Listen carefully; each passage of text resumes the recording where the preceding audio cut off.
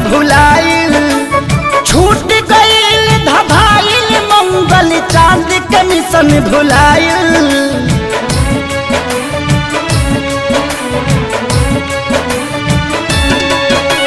छूट गईल धभाइल मंगल चांद के मिशन भुलाइल। कुदरत के आगे देखा विज्ञान भी मौला हो गईल। भगवान के हाथ के कठपुतली इंसान खिलौना हो गईल। भगवान के हाथ के कठपुतली इंसान खिलौना हो गईल।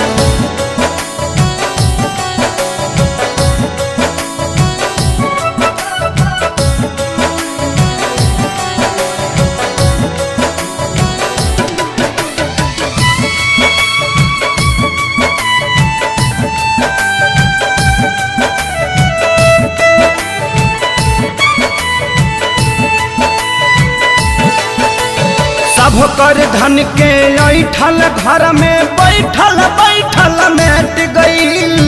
बड़का बड़का वीर भूपति के विपत्ति से जब भेंट भइल।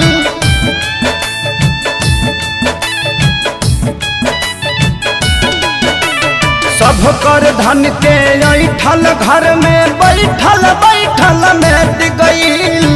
बड़का बड़का वीर भूपति के विपत्ति से जब भेंट भइल। त्राजिमाम जगत में भइल जब काम घिनौना हो गईल। भगवान के हाथ के कठपुतली इंसान खिलौना हो गईल। भगवान के हाथ के कठपुतली इंसान खिलौना हो गईल।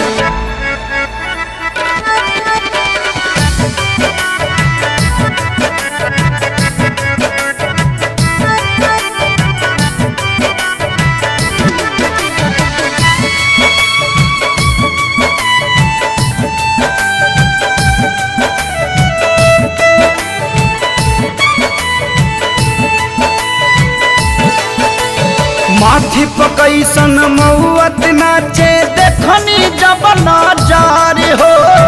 अपनों से मिले जुले में लागता अब डर हो।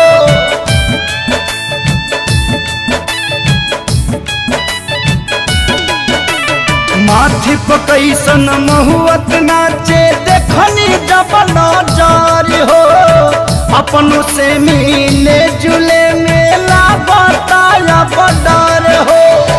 एको किलो के रह के भी अलगा बिछौना हो गईल। भगवान के हाथ के कठपुतली इंसान खिलौना हो गईल।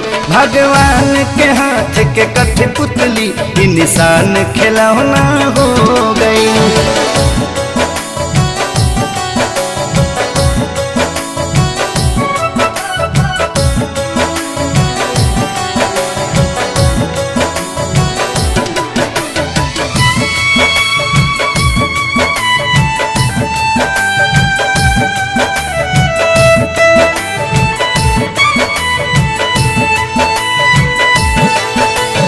राजा के हथवा जोड़त देखनी प्रजा से करत गोहार हो। इहे देखी जिंदगी के लागल का बाकी मत हमार हो।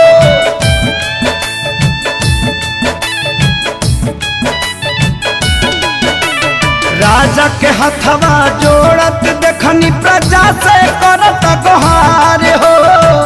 इहे देखी जिंदगी के लागल का बाकी मत हमारे हो। हलचल खेसारी धनंजय पभारी एगो किरौना हो गईल। भगवान के हाथ के कठपुतली इंसान खिलौना हो गईल। भगवान के हाथ के कठपुतली इंसान खिलौना हो गईल।